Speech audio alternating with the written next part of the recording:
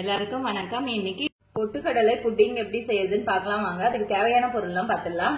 1 cup அளவுக்கு பொட்டுக்கடலை, 3/4 cup அளவுக்கு சர்க்கரை, 5 ஏலக்காவும் இதுலயே போட்டு வச்சிருக்கேன், 4 முட்டை, காய்ச்சி ஆற வச்ச பால் 1 கப் எடுத்துக்கலாம். இப்ப இந்த பொட்டுக்கடலை சர்க்கரையும் சேர்த்து மிக்ஸி ஜார்ல அரைச்சி எடுத்துக்கலாம். 4 முட்டையும் ஒரு பாத்திரத்துல உடைச்சு ஊத்திக்கிறேன். இப்ப இத நல்லா பீட் பண்ணிக்கலாம்.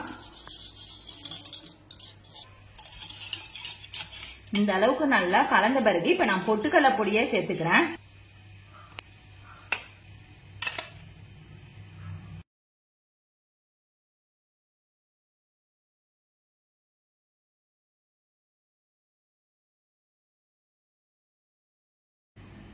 பால் சேர்த்துக்கிறேன்.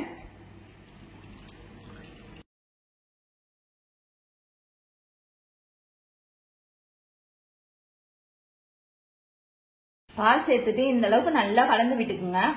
பாத்திரத்துல தண்ணி ஊத்தி கொதிக்க வச்சிருக்கேன். இது மாதிரி ஒரு ஸ்டாண்டும் வச்சுக்கோங்க.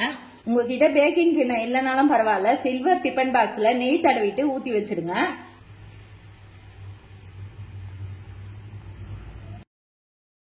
பாதாம் மட்டும் பொடிச்சு சேர்த்துக்கிறேன்.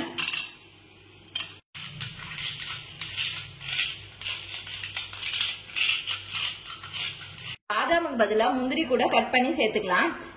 இது 20 நிமிஷம் நல்லா வேகட்டும். 20 நிமிஷம் ஆயிடுதுங்க. இப்ப வெந்துடுதான்னு பார்க்கலாம் வாங்க.